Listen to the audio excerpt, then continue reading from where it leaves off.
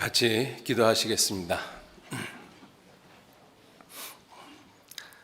은혜와 사랑이 충만하신 거룩하신 아버지 하나님 감사합니다. 하나님의 귀하신 사랑과 은혜와 능력으로 저희들 구원해 주시고 지금 이 시간까지 주님의 거룩하신 몸된 교회 안에서 우리의 남은 삶 살아가도록 가르쳐 주시고 인도해 주시고 지켜 주시는 모든 은혜 진심으로 감사를 드립니다. 주님께서 우리에게 베풀어 주신 그 은혜와 사랑이 얼마나 큰 것인지 저희들 하루하루 지나가는 시간 속에서 깊이 깨달아 알 수 있도록 도와주시고 세상 헛된 것들, 의미 없는 것들, 죄악된 것들 가운데 우리의 마음과 생각 빼앗기지 아니하고 오직 하나님의 영광만을 나타내는 귀한 삶을 살아가도록 우리 모든 사람 일깨워 주시고 인도해 주옵소서. 예수 그리스도의 크고 놀라운 희생을 통해서 구원함을 받은 우리들이 얼마나 존귀한 존재인지, 얼마나 하나님 보시기에 특별한 소유인지 분명하게 깨달아 알 수 있도록 도와주셔서 세상과 타협하지 않고 세상에 끌려가지 않고 세상을 이기는 그러한 모습으로 삶을 살아갈 수 있도록 우리 한 사람 한 사람 말씀으로 붙들어 주시고 인도해 주시기를 진정 의지하고 부탁드립니다. 하나님께서 하신 많은 일들 가운데 내가 구원을 받았다라는 이 사실이 얼마나 크고 놀라운 광경인지 이것을 분명하게 우리 마음 가운데 각인시켜 주시기를 진정 의지하고 부탁드립니다. 이 시간 온전히 주 성령님께만 의지합니다. 마치는 시간까지 함께 하시고 도와주옵소서. 감사드리면서 예수님 이름으로 기도 올렸습니다. 아멘. 우리 출애굽기 3장 찾겠습니다.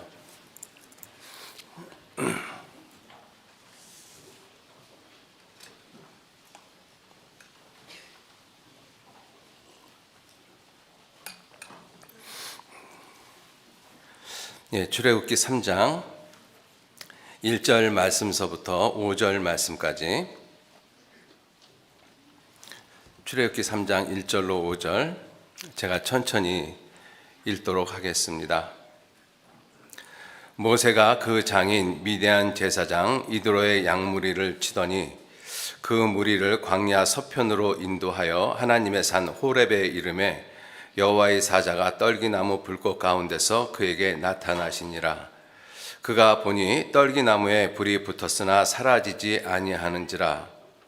이에 가로되 내가 돌이켜 가서 이 큰 광경을 보리라.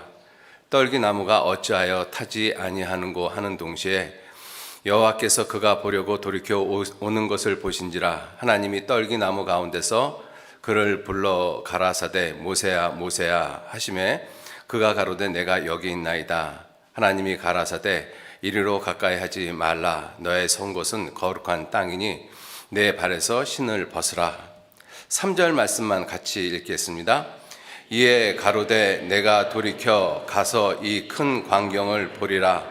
떨기나무가 어찌하여 타지 아니하는고 하는 동시에 오늘 말씀은 이 출애굽기 3장 3절 말씀을 통해서 이 큰 광경하고 그리고 어찌하여 타지 아니하는고 이 두 말씀을 가지고 하나님 말씀을 좀 생각을 해보도록 하겠습니다. 먼저 이 큰 광경에 대해서 생각을 해보면요, 하나님께서 하신 모든 일들은 아주 크고 놀라운 일들이십니다. 그래서 그 자체가 큰 광경인 것이 사실이죠. 이 광경이라는 이 표현은 나타난 것, 드러난 것 이러한 뜻이거든요. 크게 보여지는 것 이러한 의미인 것입니다. 이 하나님이 하시는 일 자체가 모두가 다 크고 놀라운 것들이지만 몇 가지로 좀 구분해서 보면 크게 두 가지의 모습이 있죠. 첫째는 천지를 창조하신 일, 정말로 크고 놀라운 광경이죠. 그리고 지옥 갈 수밖에 없는 인간의 영혼을 구원하시는 일, 가장 크고 놀라운 큰 광경인 것입니다. 자, 그러한 모습들을 하나하나 좀 생각을 해보시면서 구원함을 받은 나 자신이 얼마나 하나님 앞에 크고 놀라운 모습인가 하는 것을 우리들 스스로 좀 더욱더 분명하게 깨달아 보셨으면 좋겠습니다. 왜냐하면 구원을 받았다라고 하는 것이, 이 그리스도인이라고 하는 것이 얼마나 놀라운 모습인가 하는 것을 내 자신이 분명하게 깨닫는다라면, 사실 죄하고 죄로 말미암아 넘어지고 세상과 쉽게 타협하고 하는 그러한 모습은 얼마든지 이길 수 있을 것이라고 생각이 되어집니다. 우리가 세상에서 흔히 그런 이야기 하잖아요. 이 점잖은 사람들이 이렇게 양복을 입혀놓고 좋은 옷을 입고 있잖아요. 그러면 행동 거지가 굉장히 조심스럽습니다. 이 비싼 옷을 입고 아무데나 털퍽털퍽 주저앉지 않지 않습니까? 그런데 예비군복들 입혀놓으면은 행동이 아주 엉망이 되는 모습을 우리가 쉽게 볼 수가 있잖아요. 그래서 내 자신이 얼마만큼 존귀한 존재인 것을 깨달으면 사실은 죄하고 싸워도 이길 수 있는 힘, 능력이 있고, 그리고 세상과 타협하지 않는 그러한 이 분명한 믿음이 우리에게 주어집니다. 그래서 이러한 말씀을 통해서 이 그리스도인들의 모습이 하나님 보시기에 어떠한 모습인가? 이사야 49장 5절 말씀에 나는 여호와 보시기에 존귀한 자라. 정말로 내가 하나님 보시기에 존귀하다라는 생각을 내가 분명히 가지면 세상을 어떻게 살 것 같습니까? 우리 잠깐 한번 생각을 한번 해보셔요. 아마 지금과 같은 모습으로는 분명히 살지 않을 것이라고 생각을 합니다. 예수님의 삶이 그러셨잖아요. 예수님의 삶이 이 세상에서 정말 힘들고 어려운 그러한 모습의 삶이셨지만, 예수님은 하나님의 당당한 모습을 그대로 가지고 계셨어요. 왜냐하면 실제로 그분은 하나님이시고 또 하나님의 일을 하러 이 땅에 오셨고, 삶의 목적이 분명하고 자기가 왜 세상에 왔는지 이것이 분명하시기 때문에 세상하고 또 사람들하고 결코 타협할 수 없으셨던 것이죠. 자, 그러한 모습들을 우리가 생각을 해보시면서 이 큰 광경에 대해서 먼저 생각을 한번 해보시죠. 천지를 창조하신 일은 정말로 큰 광경이었습니다. 여러분도 우리가 하나님께서 천지 창조한 것을 본 사람이 아무도 없지 않습니까? 그런데 한번 생각을 한번 해보세요. 창세기 1장의 모습, 창세기 1장이 천지를 창조하신 모습인데, 그 1장의 모습을 제3자적인 입장에서 우리가 보고 있다라고 한번 생각을 해보시면, 그 창세기 1장의 모습이 얼마나 놀라운 광경이겠습니까? 창세기 1장 2절은 이렇게 말씀하고 있습니다. 땅이 혼돈하고 공허하다. 혼돈하고 공허하고 아무것도 없는 상태거든요. 흑암이 깊음 위에 있고 아주 캄캄한 암흑의 색이었습니다. 그런데 거기에 갑자기 빛이 나타났어요. 그 자체만 생각을 해봐도 굉장히 놀라운 광경이죠. 아무것도 없는 캄캄한 세상에 빛이 순간 나타나면 그 자체가 굉장히 크고 놀라운 광경인 것입니다. 그리고 하나님께서 이제 이 세상을 창조하시기 위해서 궁창 위의 물과 궁창 아래 물로 나누고, 그리고 바다와 땅을 갖다가 나누었습니다. 그리고 땅에서 이 식물들이 올라오기 시작을 했어요. 여러분들 한번 생각을 해보세요. 우리가 지금 추운 겨울이 지나고 이제 조금 있으면은 이제 그 꽃들이 피어납니다. 개나리, 진달래가 피어나고 파란 새싹들이 땅을 이렇게 비집고 올라오지 않습니까? 우리는 그걸 무심코 지나가 보고 아무 생각 없이 지나가고 있지만, 이 언 땅을 갖다가 비집고 올라오는 그 연한 순을 보면 그 연한 순 자체가 얼마나 그 야들야들하고 정말 이 가녀린 그러한 모습입니까? 그런데 그러한 그 보잘것없는 그 연한 풀이 얼은 땅을 갖다가 비집고 올라오잖아요. 그거 가만히 생각해 보면 굉장히 놀라운 광경입니다. 안 그렇다고 생각하십니까? 마치 저는 그걸 생각해 보면서 무슨 생각을 했는가 하면, 종이를 가지고 시멘트를 뚫고 철판을 뚫는 것 같은 그러한 모습이 그 연한 풀에 있다라고 생각을 합니다. 자, 그러한 모습이 천지를 창조할 때 셋째 날 모습이거든요. 땅에서 각종 채소, 씨 맺는 채소 이러한 것들이 땅에서 올라오기 시작을 했고, 그리고 하늘은 여전히 캄캄했습니다. 그런데 넷째 날에 하나님이 해, 달, 별들을 만드셨거든요. 여러분들, 우리가 하늘을 쳐다보고 있는데, 밤 하늘을 쳐다보고 있는데 그 밤 하늘에 별이 하나도 없고 달이 없다라고 한번 생각해 보세요. 그 자체가 아마 두려움이고 공포라고 하게 되어질 것입니다. 그런데 그러한 하늘에 해와 달과 별들이 있고, 그리고 넷째 날 하나님이 그 하늘에, 파란 하늘에, 그때 당시에는 구름이 없었을 것 같습니다. 생각을 해보면. 왜냐하면 비가 내리지 않았다라고 말씀을 하고 계시니까 구름이 없었겠죠. 단지 파란 청명한 하늘만 있었을 텐데, 그러한 모습만 있다라면 그 자체도 청명하긴 하지만 얼마나 공허한 느낌이 들겠어요. 그런데 거기에 새가 날아다니기 시작을 했어요. 그리고 바다, 그 넓은 바다에 아무 생명체도 없었는데 그 대소 생물들이 무수하게 그 바다에 가득하게 채워졌습니다. 그러한 모습들이 내가 눈으로 본다라면 그 자체가 정말로 크고 놀라운 광경 아니겠습니까?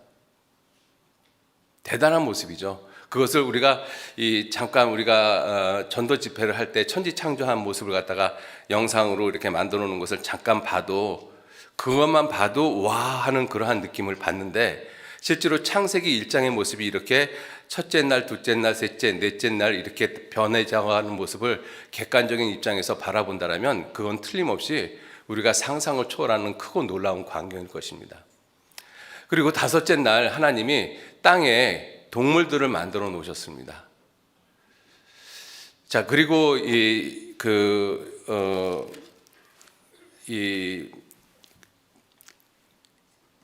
여섯째 날 하나님이 사람을 만드시고, 그리고 창세기 1장 31절 말씀에 하나님이 그 지으신 모든 것을 보시니 보시기에 심히 좋았더라.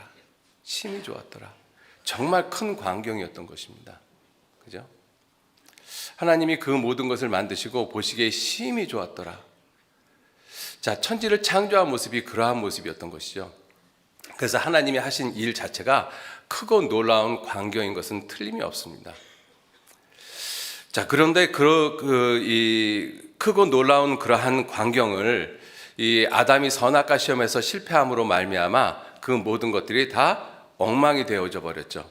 그래서 하나님이 기쁨의 동산, 에덴 동산을 우리 사람에게, 아담에게 주셨는데, 그 기쁨의 동산, 에덴 동산이 지하로 내려가 버렸잖아요. 그 에덴 동산이 지하로 내려가는 때의 모습들을 우리가 생각을 해보면 그것도 역시 크고 놀라운 광경인데 참 슬픔의 놀라운 광경이죠. 비참한 모습이지 않습니까? 그 하나님이 주신 모든 영광, 기쁨, 이러한 모든 것들이 순식간에 지하로 다 내려가고, 생명을 가지고 있는 이 사람이 생명나무에 이르지 못하는 그러한 모습이 되어버렸습니다. 그 비참한 모습이죠.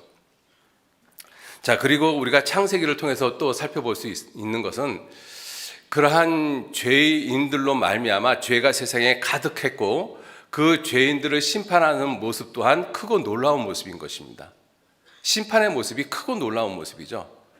창조의 모습도 크고 놀라운 광경이지만 하나님이 죄인들을 심판하는 심판의 모습은 크고 놀라운 광경인 것입니다. 창세기 6장, 7장, 8장, 9장이 노아 홍수에 대한 내용인데, 창세기 7장에 성경은 이렇게 말씀하고 있습니다. 창세기 7장에 지면의 모든 생물을 쓸어버리시니 곧 사람과 짐승과 기는 것과 공중의 새까지라 이들은 땅에서 쓸어버림을 당하였다, 이렇게 말씀하고 있거든요. 모든 것이 다 죽어버렸습니다.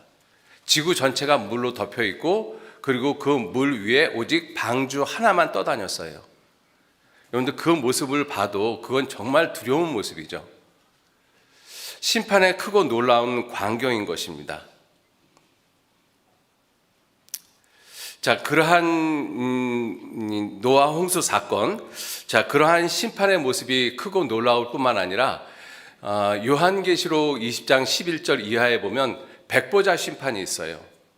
지옥 가는 사람들이 받는 심판이 백보자 심판입니다. 우리 구원받은 그리스도인들은 그 요한계시록 20장 11절에 있는 백보자 심판을 받지 않습니다. 심판이 지나갔다라고 말씀하셨잖아요. 그죠? 이 요한복음 3장 18절 말씀에 저를 믿는 자는 심판을 받지 아니하는 것이요, 이렇게 말씀하셨기 때문에 그 심판은 구원받은 그리스도인들에게는 지나갔습니다. 예수님을 통해서. 자, 그런데 구원받지 못한 그 지옥 가는 사람들이 하나님 앞에 자기 행위대로 심판을 받는 그 모습을 우리가 객관적인 모습에서 살펴본다면 보고 있는 우리들 자신도 굉장히 두려울 거라고 생각이 들어요. 심판의 모습은 그렇습니다. 그죠? 하나님이 하시는 그 모든 일들이 정말로 크고 놀라운 광경들이거든요.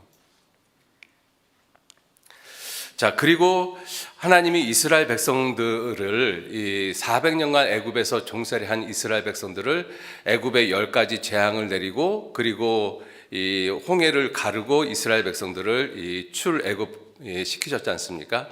이스라엘 백성들이 홍해를 갈라진 홍해를 건너서 미디안 광야로 들어가고, 그 홍해 뒤를 갈라진 홍해를 뒤따라오던 애굽 백성들은 물이 합쳐지면서 다 죽었어요.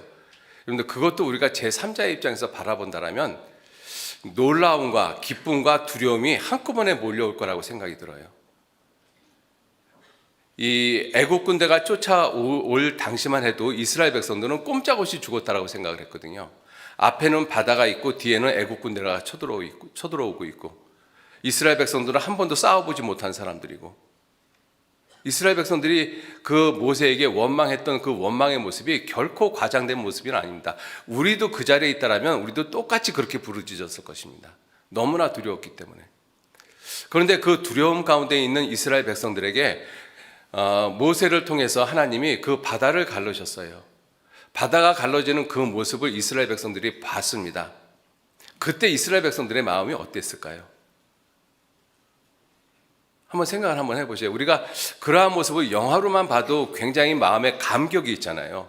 하나님의 하시는 일을 보면서 바다가 갈라진다는 것 자체가 인간의 생각을 갖다가 초월하고 있는 모습이잖아요. 좌우에 물이 벽이 됐다라고 말씀을 하고 있습니다. 자, 그러한 곳을 이스라엘 백성들은 하나님의 은혜 가운데 무사히 마른 땅으로 걸어갔어요. 그리고 그들은 그 땅을, 그 바다 가운데를 나오면서 그들은 하나님께 영광을 돌리고 하나님께 찬송을 드리고 하나님께 감사를 했을 것이 분명할 것입니다. 자, 그리고 그 뒤를 쫓아온 애국 군대들은 물이 합쳐지면서 그들이 다 죽어버렸어요.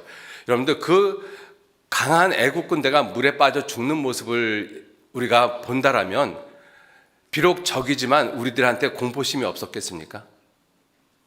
한편으로는 자기가 살아난 것에 대한 하나님의 감사가 있었지만 그들의 뒤를 쫓아온 애국 군대가 물에 빠져 죽는 모습을 보면 하나님의 엄위하신 모습, 두려운 모습이 함께 몰려오지 않겠습니까? 하나님이 하신 일들이 그와 같이 크고 놀라운 광경들이라는 것입니다. 이스라엘 백성들이 하나님 앞에 불순종하고 죄를 저었을 때 BC 586년에 솔로몬이 지은 성전이 다 불타 없어지고 이스라엘 백성들은 왕을 비롯해서 귀족들, 존귀한 사람들이 이 벗은 발로, 벗은 몸으로 이 바벨론까지 끌려갔습니다. 포로로 쇠고랑을 차고 수많은 사람들이, 존귀한 수많은 사람들이 쇠고랑을 차고 벗은 몸으로 끌려가고 있어요. 1000km가 넘는 그 길을. 여러분들, 그거를 우리가 제3자의 입장에서 보면 그것도 크고 놀라운 광경 아니겠습니까? 그 모습을 보면서 하나님의 공의의 모습이 얼마나 두려운가 하는 것들도 우리가 볼 수가 있을 것 같아요. 자, 그런데 그러한 이스라엘 백성들을 하나님이 또 회복을 시켜주시잖아요. 1900년 동안 전 세계에 뿔뿔이 흩어졌던 이스라엘 백성들, 가는 곳곳마다 죽임을 당했던 이스라엘 백성들이 1948년 5월 14일 날 독립을 했습니다. 우리는 그것을 늘 쉽게 자주 듣고 있기 때문에 그게 그렇게 크게 느껴지지 않습니다. 그런데 이스라엘 민족의 역사를 조금만 들여다가 보면 그것은 절대적으로 큰 광경인 것이죠. 있을 수가 없는 일입니다. 인간의 역사 가운데 그러한 역사를 가진 나라는 단 한 나라도 없어요. 1900년 동안 나라 없이 가는 곳곳마다 죽임을 당한 그 민족이 어떻게 하루아침에 나라가 될 수 있느냐 하는 것이죠. 하나님이 하신 일들은 크고 놀라운 큰 광경인 것이 틀림이 없습니다. 또 하나님의 그 큰 광경의 모습을 보면 출애굽기 19장에 보면 하나님께서 시내산에 친히 강림하셨어요. 출애굽기 잠깐 찾아보시죠. 출애굽기 19장 찾아보시겠습니다.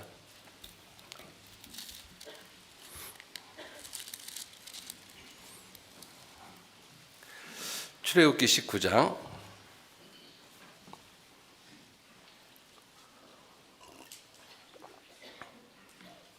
16절 말씀 제가 읽겠습니다. 출애굽기 19장 16절. 제3일 아침에 우레와 번개와 빽빽한 구름이 산 위에 있고 나팔 소리가 심히 크니 진중 모든 백성이 다 떨더라. 모세가 하나님을 맞으려고 백성을 거느리고 진에서 나오매 그들이 산 기슭에 섰더니 시내산에 연기가 자욱하니 여호와께서 불 가운데서 거기 강림하심이라. 그 연기가 옹기점 연기같이 떠오르고 온 산이 크게 진동하며 나팔 소리가 점점 커질 때 모세가 말한즉 하나님이 음성으로 대답하시더라. 여러분들, 이 하나님께서 시내산에 친히 강림하셨잖아요. 이때 이스라엘 백성들은 두려워 떨었습니다. 온 산이 불이 붙었다라고 말씀하고 계시거든요. 신명기 9장 15절에 보면 산에 불이 붙었다라고 말씀하십니다. 이 산불이 나는 모습하고는 전혀 다르죠. 이 시내산은 지금 우리가 볼 수 있듯이 이 나무 한 그루 없는 그러한 산입니다. 그리고 그 산은 이 불에 탄 흔적이 있는 변성암으로 이루어졌다라고 이야기를 하잖아요. 산 자체가 불이 붙어 있는 거예요. 여러분들, 제가 군대 생활할 때, 이 GP에서 생활을 할 때, 북쪽 사람들도 그렇고 남쪽 사람들도 그렇고 상대방을 갖다가 관찰하기 위해서 이 나무들을 태우는 그러한 일들을 합니다. 이 시계를 확보하기 위해서. 근데 그 나무를 태울 때 그 밤에 그 태우는 그 전설을 바라보면요, 한편으로는 아름답게도 보이면서 한편으로는 굉장히 두렵게 보입니다. 제가 그때는 구원받기 전이었는데도 지옥이 있다라면 저런 모습이 아니겠는가 하는 생각도 얼핏 해본 적이 있어요. 온 산이 그렇게 불이 붙었거든요. 하나님이 친히 강림하실 때의 모습이 그와 같은 모습이었거든요. 자, 그리고 이스라엘 백성들이 광야 생활을 하시면서 광야 제2년 정월 초 1일에 이 성막을 세우라고 말씀을 하나님께서 하시고 정월 제17일에 성막이 세워졌습니다. 출애굽기 40장 한번 보시죠. 출애굽기 40장.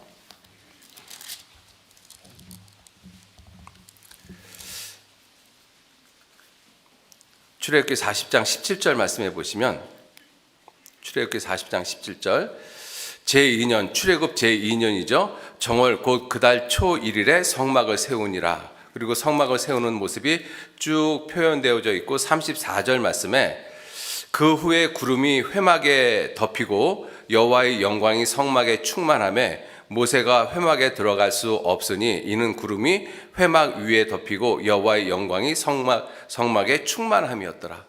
하나님의 임재의 표현이지 않습니까? 성막이 이 광야에 세워진 모습은 시내산에서는 여호와 하나님께서 친히 강림을 하셨고, 이 성막이 이 출애굽 제2년 정월 초하루에 세워진 그 모습은 하나님의 임재의 상징의 모습이잖아요.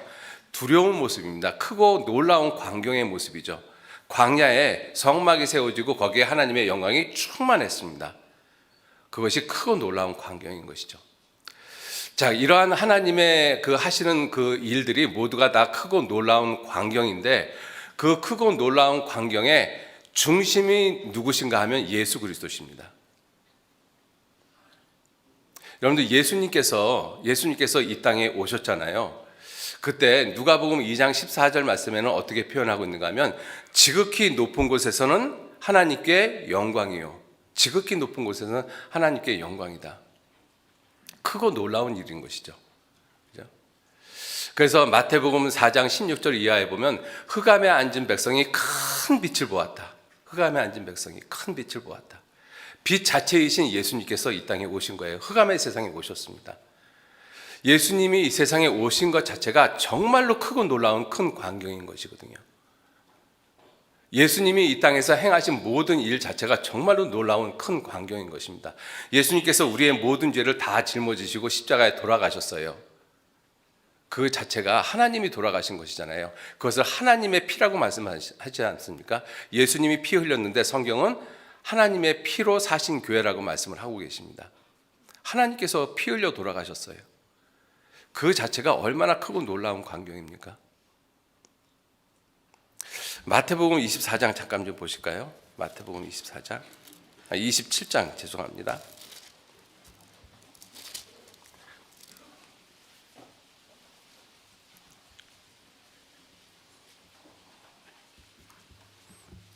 마태복음 27장 45절 말씀. 제6시로부터 온 땅에 어두움이 임하여 제9시까지 계속하더니 제9시쯤에 예수께서 크게 소리질러 가라사대 엘리 엘리 라마 사박다니 하시니 이는 곧 나의 하나님 어찌하여 나를 버리셨나이까 하는 뜻이라. 자, 그리고 예수님이 그 영혼이 떠나가실 때 50절 말씀, 예수께서 다시 크게 소리 지르시고 영혼이 떠나시다. 이에 성소의 휘장이 위로부터 아래까지 찢어져 둘이 되고 땅이 진동하며 바위가 터지고 무덤들이 열리며 자던 성도의 몸이 많이 일어나되 예수의 부활 후에 저희가 무덤에서 나와서 거룩한 성에 들어가 많은 사람에게 보이니라. 예수님이 십자가에 돌아가시던 그 때가 제6시로부터 온 땅의 어둠이 제9시까지 가득했다라고 말씀하십니다. 그 자체도 정말 두려움의 모습이죠. 큰 광경인 것은 틀림이 없습니다. 자, 그 예수님이 그렇게 십자가에 돌아가시고 그리고 안식 후 첫날 새벽에 예수님 부활하셨습니다. 그 예수님 부활하신 그 모습을 28장 마태복음 28장 2절 말씀에 큰 지진이 나며 주의 천사가 하늘로서 내려와 돌을 굴려내고 그 위에 앉았는데 그 형상이 번개 같고 그 옷은 눈같이 희건을 수직하던 자들, 군사들이죠, 로마 군사들, 저를 무서워하여 떨며 죽은 사람과 같이 되었더라. 얼마나 그 광경이 무섭고 놀라웠으면 그 모습을 보고 그 사람들이, 그 군사들이, 평인들이 아니잖아요, 그 군인들이 죽은 자 같이 되었더라. 두려움에 떨어서 죽은 자같이 되었더라. 크고 놀라운 광경인 것입니다. 예수님의 탄생, 예수님의 죽음, 예수님의 부활, 예수님의 승천 모두가 다 크고 놀라운 광경이죠. 그 예수님께서 이제 머지않아 재림하십니다. 그죠? 예수님께서 재림하셔요. 마태복음 24장 보시죠.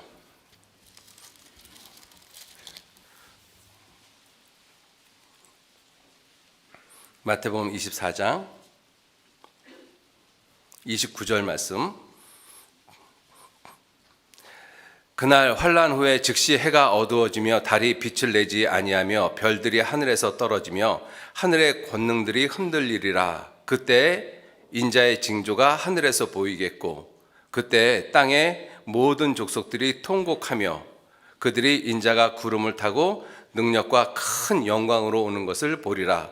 저가 큰 나팔 소리와 함께 천사들을 보내리니 저희가 그 택하신 자들을 하늘 이 끝에서 저 끝까지 사방에서 모으리라. 택하신 자들을 하늘 이 끝에서 저 끝까지 사방에서부터 모을 것이다. 예수님 공중 재림하실 때 휴거라는 사건은 반드시 일어납니다. 성경은 그것을 분명히 말씀을 하고 있죠. 40절 말씀. 그때 두 사람이 밭에 있으며 하나는 데려감을 당하고 하나는 버려둠을 당할 것이요 두 여자가 매를 갈고 있으며 하나는 데려감을 당하고 하나는 버려둠을 당할 것이니라. 그러므로 깨어 있으라. 어느 날에 너희 주가 임할는지 너희가 알지 못함이니라. 이 휴거 사건은 반드시 있습니다. 여러분들 휴거 사건이 있을 때 분명히 이 세상은 놀라운 일들이 벌어질 거예요. 우리가 휴거 영화를 본 사람들은 그것을 영화에서 여러 가지 모습으로 표현을 했잖아요. 이 구원받은 그리스도인들이 이 비행기 운전 조종을 하다가 만약에 그 그리스도인들이 다 휴거되어지면 그 비행기는 어떻게 되겠습니까? 구원받은 그리스도인이 차를 운전하고 가다가 그 그리스도인이 휴거돼 버렸어요. 그 차 어떻게 되겠습니까? 세상은 휴거가 되어지는 그때 세상은 모든 세상, 온 세상 전체죠. 전체가 아마 혼돈의 도가니일 것입니다. 그죠? 자, 그런데 휴거되어지는 그 그리스도인들의 모습을 제3자의 모습에서 이렇게 바라보면 그 모습은 또 얼마나 크고 놀라운 영광스러운 모습이겠어요. 거기에 내가 있잖아요. 거기에. 그죠? 한번 그 모습을 한번 생각을 해보세요. 그 모습이 얼마나 놀라운 광경이겠는가. 세상은 아수라장인데 구원받은 그리스도인들은 공중에서 주를 영접하고 있잖아요. 거기에 내가 있고 얼마나 놀라운 모습이겠습니까?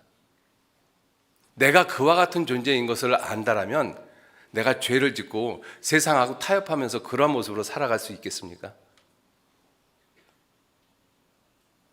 여러분들, 구원받은 내 자신 자체가 하나님 보시기에 크고 놀라운 광경인 것입니다. 하나님이 자기 아들의 죽음을 통해서 나를 구원하셨잖아요. 너희가 이같이 큰 구원을 등한히 여기면 어찌 피하리요. 크고 놀라운 구원을 통해서 나를 구원하셨거든요. 그것이 저와 여러분들이지 않습니까? 내 자신이 하나님의 크고 놀라운 광경이거든요. 예수님 자체가 하나님의 크고 놀라운 광경의 중심에 계시는 분이시고, 우리는 그 예수님을 통해서 구원함을 받은 크고 놀라운 광경을 갖고 있는 사람들이지 않습니까? 여러분들, 우리 구원받은 그리스도인들이 구원받은 이후에 이렇게 계속 복음을 전하고 있잖아요. 그죠? 그러한 모습을 보면 구원받은 그리스도인들에게 놀라운 능력이 있다는 것입니다. 크고 놀라운 능력이 있어요. 왜냐하면 예수님께서 승천하시면서 너희는 땅끝까지 가서 복음을 전하라고 말씀을 하셨잖아요. 그 복음을 전하는 일, 주님의 말씀을 이루는 일, 그 일은 누가 할 수 있는가 하면 그리스도인들만 할 수 있습니다. 그 그리스도인들 중에서 누가 할 수 있는가 하면 능력이 있는 사람들만 해요. 시편 103편 잠깐 좀 보실까요? 시편 103편.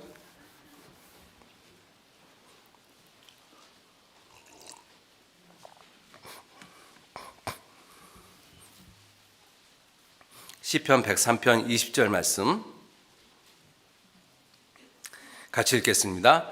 능력이 있어 여호와의 말씀을 이루며 그 말씀의 소리를 듣는 너희 천사여 여호와를 송축하라. 예, 천사를 말씀을 하시면서 이 천사가 어떠한 존재냐면 능력이 있다. 그 능력이 있기 때문에 하나님의 말씀을 듣고 하나님의 말씀을 이룰 수 있다는 것입니다. 능력이 없으면 하나님 말씀을 못 들어요. 능력이 없으면 하나님의 말씀을 듣고도 이루지를 못합니다. 능력이 있어야지만 그 하나님의 말씀을 듣고 능력이 있어야지만 그 하나님의 말씀을 이룰 수가 있어요. 그 완전한 모습이 예수님이시잖아요. 그죠? 내가 세상에 스스로 온 것이 아니라 아버지께서 나를 보내서 왔다. 내 아버지께서 이제까지 일하시니 나도 일한다. 아버지께서 내게 하라고 주신 일을 내가 이루어 아버지를 세상에서 영화롭게 했습니다. 예수님은 하나님의 능력 그 자체이시기 때문에 하나님이 하신 그 모든 일을 완벽하게 이루셨지 않습니까? 능력이 있으시니까는요. 그죠? 죽은 자 가운데서 부활하여 능력으로 하나님의 아들로 인정되셨다. 로마서 1장 4절에 그렇게 말씀하고 계시잖아요. 능력이 있어야지만 천지를 창조하신 하나님 말씀이신 그 하나님이신 그 말씀을 완벽하게 이루실 수가 있는 것이죠. 말씀이 육신이 되신 이유가 예수님은 능력이시기 때문에 그렇습니다. 말씀이 능력이 되셨잖아요. 그 예수님께서 부활하신 다음에 우리에게 땅끝까지 가서 복음을 전하라고 말씀하셨거든요. 그 하나님의 말씀, 그 예수님의 말씀을 그대로 삶 가운데 실천할 수 있는 사람들은 그리스도인들만 할 수 있습니다. 구원받지 않은 사람들이 전하는 것은 불가능하죠. 그런데 그리스도인들 가운데서 누가 그 말씀에 정말로 순종하겠습니까? 능력이 있는 사람들입니다. 여러분들, 능력이 있어야지 하나님 말씀 읽습니다. 능력이 있어야지. 능력이 있어야지 하나님 말씀 묵상하거든요. 능력이 있어야지 하나님 말씀 암송합니다.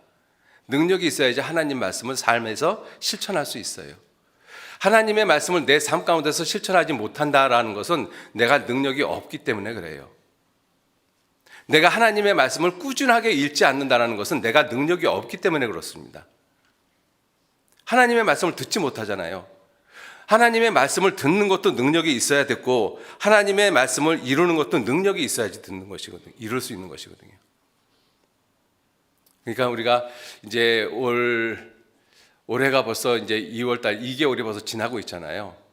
지금까지 우리가 연초에 성경 일독합시다 해가지고 이 하루도 빠짐없이 쭉 성경을 일독해 오신 분들도 있어요. 그분들은 능력이 있는 분들이고, 그리고 하다가 말다가 하는 분은 능력이 조금 있는 분들이고, 하다가 지금까지 안 하고 계신 분들은 능력이 없으신 분들이에요. 그렇게 생각하시면 됩니다. 그죠? 여러분, 내가 어떤 사람이었으면 좋겠어요? 무능력한 사람이길 바라는 사람은 아무도 없잖아요. 나도 능력 있는 모습으로 세상을 살고 싶지 않습니까? 능력 있는 모습으로 하나님을 섬기고 싶지 않습니까? 그죠?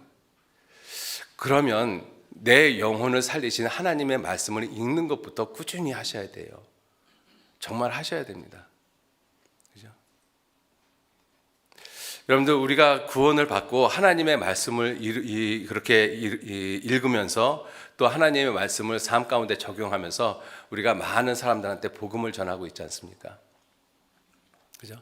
그게 우리가 능력이 있기 때문에 그렇습니다. 우리 교회 안에 정말 성령님의 능력이 계셔요. 요즘 조모임에 가서 이렇게 이 자매님들 간증하는 것을 보면 이 자매님들이 그런 간증을 합니다. 자기가 20년 전, 30년 전에 이 교회 학교에 와서 천국잔치에 와서 이 말씀을 듣고 구원을 받았는데, 그렇게 구원을 받고 교회 학교, 중고등부, 대학교 청년회, 그리고 이제 이 성인이 돼서 결혼해서 자식을 낳았는데, 그 자식을 데리고 내가 손을 잡고 또 지금 교회 학교 천국잔치에 가고 있다는 거예요. 그러한 간증을 들으면 우리에게 복음이 계속 연이어서 이루어져 가고 있구나. 복음을 전하는 그 모습이 우리에게 끊어지지 않고 있구나. 그것이 분명히 입증되고 있잖아요. 그죠? 복음을 전하는 그 모습이 단절되고 있지 않지 않습니까? 여러분들, 그것도 크고 놀라운 광경인 것입니다. 여러분들, 공주 수양관을 기억하시는 분들 계실 거예요. 초기에 공주 수양관, 86년도, 87년도 그때 공주 수양관을 사고, 그때 공주 수양관의 모습을 기억하시는 이 구원받으신 지 오래되신 분들이 있으실 것입니다. 그때 모습이 어땠어요? 공주 수양관이 빨간 벽돌 2층 집 하나 달랑 있었습니다. 그리고 이 헛간과 같은 이렇게 그러한 이 창고와 같은 건물 하나 있고, 그리고 아무것도 없었어요. 30여 년이 지난 지금 어떠한 모습이에요? 여러분들, 지금 공주 수양관의 그 모습을 이렇게 우리가 드론에서 이렇게 촬영한 모습을 이렇게 보잖아요. 참 보면 크고 놀랍다라고 생각하지 않습니까? 우리 안에서 역사하시는 하나님의 능력이신 것입니다. 그죠? 여러분들, 그러한 일을 우리는 계속하고 있는 거잖아요. 그리고 우리는 또 지금 거기다 또 새로운 또 숙소동을 갖다 증축하기 위해서 또 지금 또 일을 하고 있습니다. 하나님 보실 때 그것을 작은 일로 여기시겠습니까? 크고 놀라운 광경으로 보고 계시겠습니까? 크고 놀랍죠. 그런데 우리가 그 일을 계속하고 있다는 것은 우리 안에 성령께서 계속 함께 역사하고 계시다는 아주 분명한 증거인 것입니다. 내가 그 일에 동참해야 되는 것은 너무나 당연한 것이잖아요. 여러분들, 그 힘을 통해서 우리는 세계 선교를 하고 있잖아요. 제가 오늘 이 말씀을 준비를 하면서 한번 그걸 상상을 해봤어요. 큰 이 도화지에다가, 큰 이 종이에다가 세계 지도를 그려놓고 거기에다가 우리 생명의 말씀 선교의 이 표시를 갖다가 하나씩 붙여가면 몇 개 붙일 수 있다고 생각하셔요? 지금까지 전 세계 우리 교회가 몇 개인지 혹시 아십니까? 1075개의 교회가 있다고 합니다. 그 세계 지도를 펴놓고 거기에다가 생명의 말씀 선교의 마크, 이 비둘기 마크를 하나씩 표시해 나가면 1700개여 개가 있어요. 그런데 그 모습을 바라보면 그거 크고 놀라운 광경 아닙니까?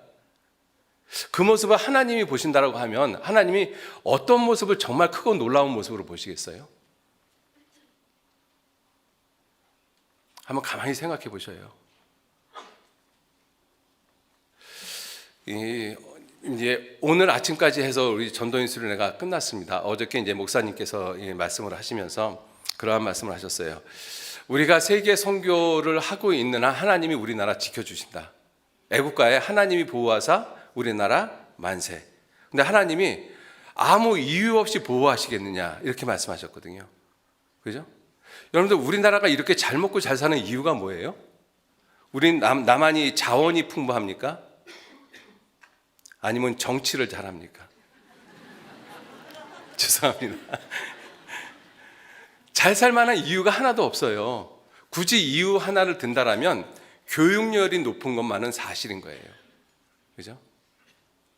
그런데 그거 외에는 잘 살 수 있는 이유가 없어요. 그런데 우리나라가 정말 잘 살잖아요. 그죠? 하나님이 보호하셨어요. 그렇습니다.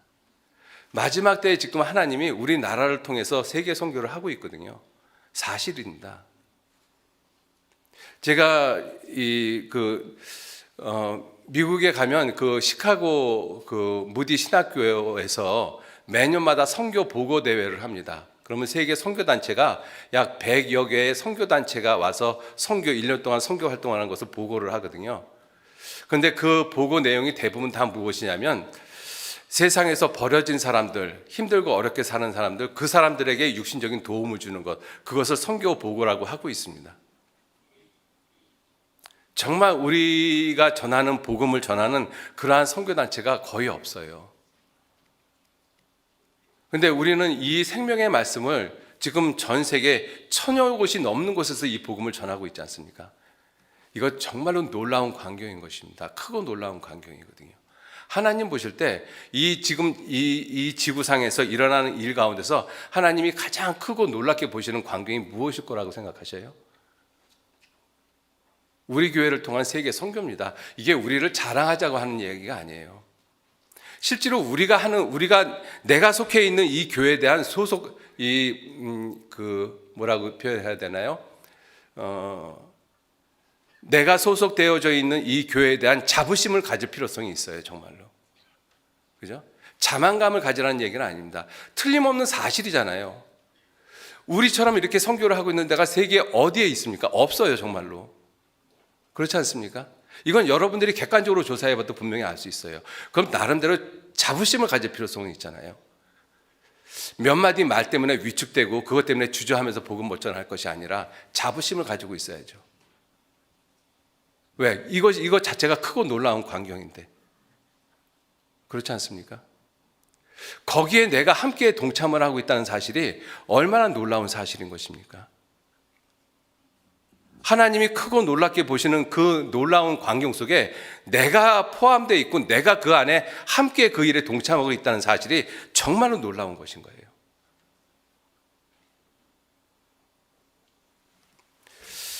출애굽기 다시 보시죠. 출애굽기 3장.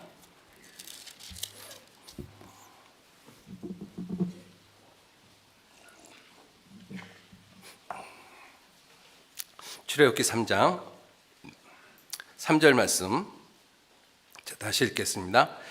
이에 가로되 내가 돌이켜 가서 이 큰 광경을 보리라. 떨기나무가 어찌하여 타지 아니하는고. 떨기나무가 어찌하여 타지 아니하는고. 이 모세가 이것을 크고 놀라운 큰 광경이라 한 이유가 무엇이냐면 이 광야에는 이 떨기나무가 사실은 떨기나무가 볼품없이 여러 군데 이렇게 드문드문 이렇게 있거든요. 그렇게 존귀하고 큰 나무는 아닙니다. 백향목처럼 그렇게 아름다운 나무도 아니고, 그죠? 그런데 그러한 떨기나무에 불이 붙었는데 그런데 안 타는 거예요. 어찌하여 타지 않는 거? 타서 없어져야 되는데 안 타고 있는 것이거든요. 그래서 그것을 큰 광경이라고 한 거예요.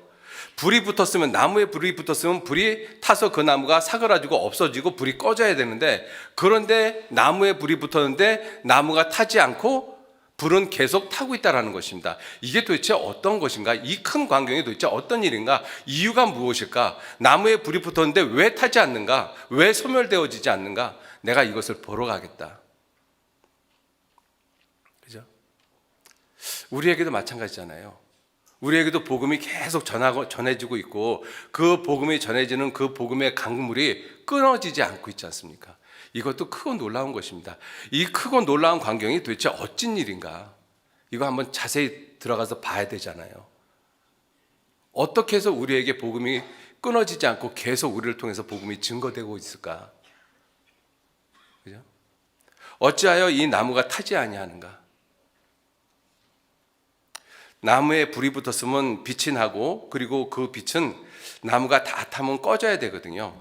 잠언 20장 26절 말씀에 나무가 다하면 불이 꺼지고 말장이가 없어지면 다툼이 쉬느니라. 타던 나무가 다 타고 나면 불은 꺼지게끔 되어져 있어요. 근데 이 나무는 안 타거든요. 어찌하여 소멸되지 않고 어찌하여 타지 않는가? 이유가 무엇이냐면 2절 말씀에 여호와의 사자가 떨기나무 불꽃 가운데서 그에게 나타나셨기 때문에 그래요. 하나님의 영광이 그 떨기나무 가운데 있었기 때문에 그렇습니다. 여러분들 빛을 발하는 그 모든 것들은 타면서 빛을 냅니다. 그죠? 우리가 살고 있는 이 물질계는 모든 빛은 타면서 빛을 내거든요. 태양이 스스로 빛을 발하는 것이 아니거든요. 태양이 수소 원자끼리 융합을 해서 헬륨 원자를 만들어내면서 엄청난 핵융합을 통해서 빛을 만들어내고 있습니다. 그래서 지금 인터넷에 들어가서 잠깐 살펴보니까는요, 태양의 수명이 59억 년이랍니다. 59억 년 동안 타는 수소가 있대요. 그 수소가 다 타지면 그러면 태양은 더 이상 타지 않습니다. 꺼집니다. 그죠? 세상에 있는 모든 빛을 내는 것들은 다 그와 같이 스스로 타고 그 타는 원료가 다해지면 빛은 꺼져버리게끔 되어져 있어요. 그런데 하나님은 무엇을 타서 빛을 내시는 분이 아니라 빛 자체이신 분이십니다. 하나님은 빛이시라 그에게는 어둠이 조금도 없으시니라. 스스로 빛을 내시는 분이시잖아요. 그래서 빛은 크게 두 가지의 모습으로 빛을 냅니다. 태우면서 빛을 내는 모습이 있고 스스로 빛을 내시는 모습이 있고, 하나님은 그 두 가지 모습을 다 가지고 계셔요. 예수님은 그 두 가지 모습을 다 가지고 계십니다. 사도행전 10장 한번 보시죠. 사도행전 10장.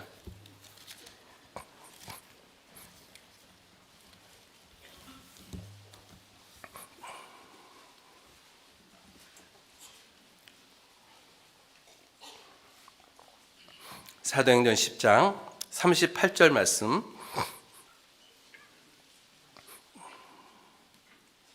제가 읽겠습니다. 하나님이 나사렛 예수에게 성령과 능력을 기름 붓듯 하셨음에 저가 두루 다니시며 착한 일을 행하시고 마귀에게 눌린 모든 자를 고치셨으니 이는 하나님이 함께 하셨음이라. 하나님이 예수님에게 성령과 능력을 기름 붓듯 하셨어요. 그래서 하나님의 영광을 드러내는 그 원천적인 힘을 갖다가 계속 공급해 주시는 모습이잖아요. 그리고 또 하나는 뭐예요? 예수님은 하나님 자체이십니다. 하나님이 그와 함께 계셨어요. 그래서 예수님은 스스로 빛을 내실 뿐만 아니라 성령과 이 능력을 기름 붓듯 해 주셨습니다. 하나님께서. 자, 그래서 예수님은 타지 않는 그러한 하나님의 영광을 그대로 드러내시는 모습으로 이 세상에 살다가 하나님의 뜻을 이루고 부활하시고 승천하셨습니다. 자, 우리 구원받은 그리스도인들도 예수님처럼 타지 않는 사람들이거든요. 소멸하지 않는 사람들입니다. 우리의 겉사람은 후패해져 가지만 우리의 속은 날로 새롭다라고 말씀하고 있습니다. 우리가 사방으로 우겨 쌈을 당하여도 쌓이지 않는다라고 말씀하고 계시거든요. 그게 그리스도인의 모습이에요. 그리스도인들은 세상에서 소멸되어 가지 않습니다. 시편 58편 7절 8절에 보시면 저희들은 시냇물이 잦아듦과 같이, 악인들에 대해서 그렇게 말씀하십니다. 그리고 소멸해가는 달팽이 같다라고 말씀하셨어요. 그리스도인들은 세상에서 소멸해가는 달팽이 같은 모습이 아닙니다. 세상에서 힘들고 어려운 모습, 고난이 있을수록 이 그리스도인들은 더욱더 빛을 발하는 모습이 그리스도인들의 모습인 거예요.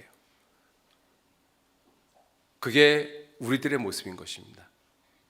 어찌하여 타지 않는 거, 어찌하여 소멸하지 않는 거. 그리스도인들이 저와 같이 심한 고난을 받았으면 벌써 모든 것이 끝을 냈을 텐데 왜 그리스도인들은 넘어져도 다시 일어나느냐 하는 것이죠.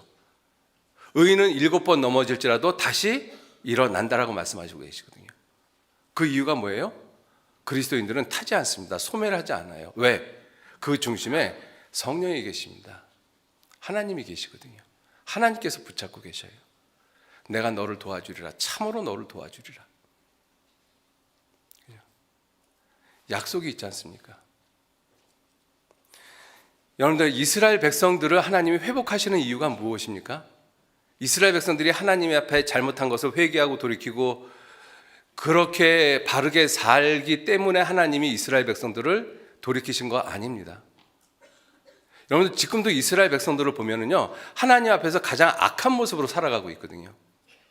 그 대표적인 것 중에 하나가 하나님이 하지 말라는 동성애, 그 동성애 축제를 세계 최대의 규모로 하고 있는 데가 이스라엘입니다. 그러한 이스라엘 백성들을 하나님이 왜 회복시켜 주셔요? 그들이 착하고 하나님 앞에 회개하고 잘했기 때문이 아닙니다.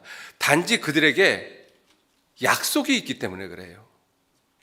약속이 있는 백성입니다. 그들의 행위 자체는 잘못됐지만 하나님은 그들에게 약속을 하셨어요. 그래서 그 약속을 이루시기 위해서 이스라엘 백성들을 회복하십니다. 동일한 모습이죠. 우리 그리스도인들이 망하지 않는 이유가 뭐예요? 약속이 있기 때문에 그렇습니다.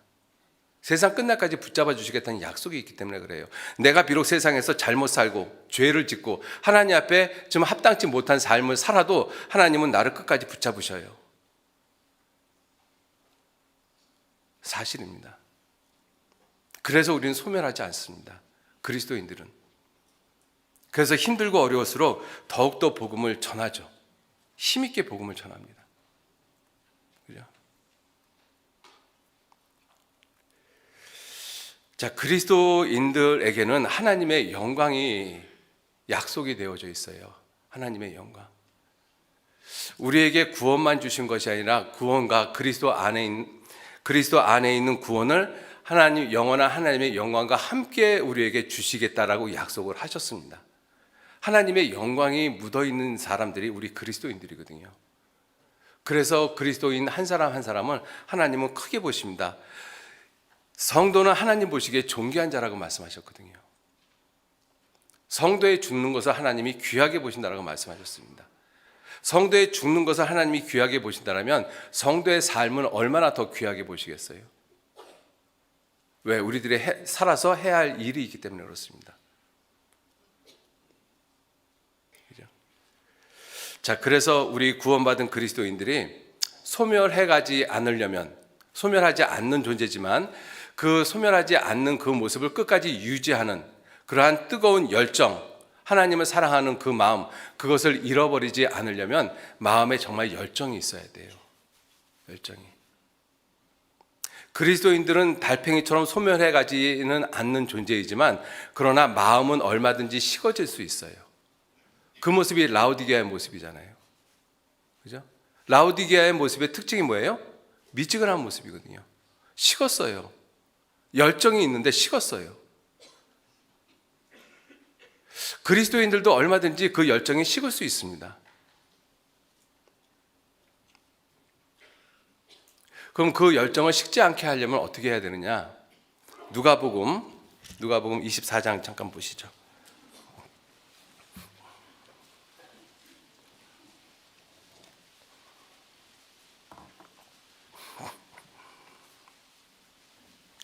누가복음 24장 32절. 부활하신 예수님을 이 엠마오로 내려가는 두 제자가 만났지 않습니까? 그래서 예수님께서 이 예수님의 죽음과 부활에 대해서 쭉 설명을 해주셨습니다. 그리고 32절, 저희가 서로 말하되 길에서 우리에게 말씀하시고 우리에게 성경을 풀어주실 때 우리 속에서 마음이 뜨겁지 아니하더냐. 성경을 풀어주실 때 우리 마음이 뜨겁지 아니하더냐. 성경이 풀어질 때 마음이 뜨거워집니다. 그죠? 성경이 풀어질 때. 여러분들 성경 읽으시면서 의문들 없으셔요?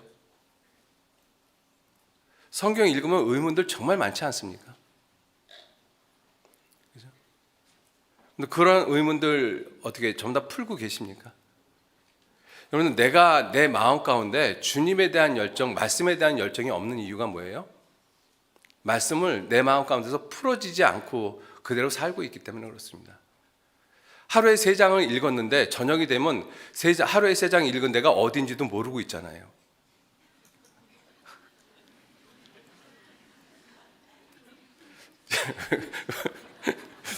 왜 웃으셔요? 공감하십니까? 자, 그러한 모습으로 성경을 읽으면 마음이 뜨거워질 리가 없잖아요. 여러분들, 우리가 성경을 읽다가 보면 단어 자체가 어려운 단어들이 꽤 많이 있어요. 왜냐하면 이때 이 성경이 번역된, 우리나라 말로 번역된 이 시점이 1910년도에 이수정이라는 사람이 이 번역을 했거든요, 성경을. 그 당시에 언어로 사용하던 것들이라 단어 자체가 어려운 것들이 많고 표현 자체가 어려운 것들이 있습니다. 그러한 표현들 성경 읽으시면서 이게 도대체 어떤 뜻일까? 이 어떤 단어일까? 무슨 의미가 생각하시면서 읽으십니까? 아니면 그냥 넘어가십니까? 대충은 감은 잡죠. 아, 이런 뜻이겠다. 그런데 마음에 의문들은 있잖아요. 여러분, 성경 읽으시면서 왜 질문 안 하십니까? 죄송합니다. 여기 다 그런 것처럼 이야기를 해서 많은 분들이 질문을 안 하시고 계시거든요. 여러분들 질문하십시오. 구역 모임, 조모임 가서 질문하셔요. 성경 말씀에 대한 질문. 구역 모임 가서 할 말 없다라고 해서 그냥 주변에 있었던 일어나는 그런 이야기들 하지 마시고 성경 읽으면서 질문할 것도 많잖아요. 노트해가지고 그날 질문하십시오. 전도인들 다 가서 이 모임 때마다 다 참석을 하시잖아요. 질문하십시오. 자, 그래서 하나님의 말씀이 내게 풀어질 때 내 마음에 열정, 뜨거움이 생겨요. 요한복음 3장 한번 보시죠. 요한복음 3장.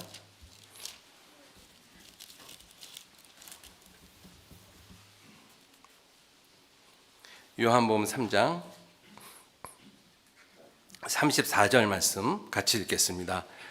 하나님의 보내신 이는 하나님의 말씀을 하나니 이는 하나님이 성령을 한량없이 주심이니라. 예, 성령을 한량없이 주십니다. 하나님께서 하나님의 성령의 감동하심으로 기록되어진 성경을 하나님의 성령을 통해서 우리가 깨달을 때 그때 내 마음에 열정이 생기고 그러면 우리의 마음이 식지 않습니다. 어찌하여 타지 아니하는고. 하나님의 이 말씀이 내 마음을 식지 않게끔 붙들어 주고 계시거든요. 여러분들 그러한 모습으로 우리가 살다가 주님 맞이해야 되지 않겠습니까? 그래서 마지막 때 우리 교회가 주님 안에서 행하는 그 많은 일들이 있습니다. 틀림없이 하나님 보실 때 큰 광경인 것입니다. 공주 수양관의 모습도 큰 광경의 모습이고 그 공주 수양관을 중심으로 해서 세계 선교가 이루어지고 있는 이 모습도 큰 광경이고 또 그러한 모습 가운데 내가 함께 그 안에 참여하고 있다는 것도 하나님 보시기에 큰 광경인 것입니다. 내 자신이 하나님 보시기에 정말 놀라운 존재이거든요. 여러분들 그 자부심 가지셔야 돼요. 그러면 세상하고 싸워서 이길 수 있습니다. 같이 기도하시겠습니다. 하나님 귀한 은혜와 사랑에 진심으로 감사드립니다. 우리를 구원하신 그 구원의 능력과 구원의 은혜, 사랑이 얼마나 큰 것인지 하루하루 살아가는 삶 속에서 더 깊이 깨달아 알 수 있도록 도와주시고 우리가 그리스도인이라는 하나님의 자녀라는 그 분명한 사실 앞에 자부심을 가질 수 있도록 주님 더욱 도와주시고 인도해 주옵소서. 아무리 힘들고 어려운 삶이 있더라도 주님의 일을 하는 그 모든 시간에 게으르지 아니하도록 우리의 마음과 생각을 붙잡아 주시기를 간절히 의지하고 부탁드립니다. 우리를 통해서 주님께서 행하시는 세계 선교 또 공주 수양관을 통해서 주님이 일하시는 그 모든 일에 우리 모두들 함께 기쁜 마음으로 동참할 수 있도록 우리의 마음을 뜨겁게 주님께서 붙잡아 주시기를 또한 의지하고 부탁드립니다. 모든 것 주님께 의지하면서 우리를 사랑하시고 지켜주시는 예수님 이름으로 기도 올렸습니다. 아멘. 예, 우리